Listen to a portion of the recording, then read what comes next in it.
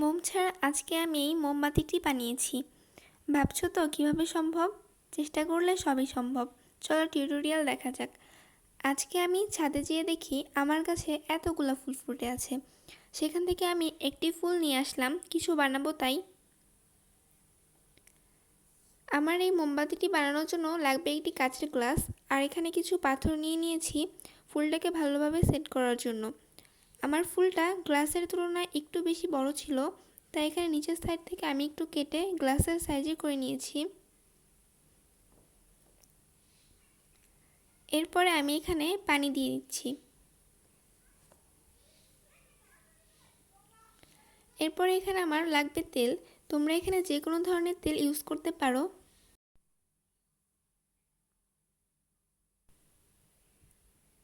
আর লাগবে আমার এখানে একটি প্লাস্টিকের কাগজ, যেটাকে আমি গোল করে কেটে নিয়েছি, এবং একটি কটন বাড। অফ ক্যামেরায় এটাকে আমি সেট করে নিয়েছি। এটা হচ্ছে আমার ফাইনাল রেজাল্ট। কেমন হয়েছে কমেন্টে জানাও।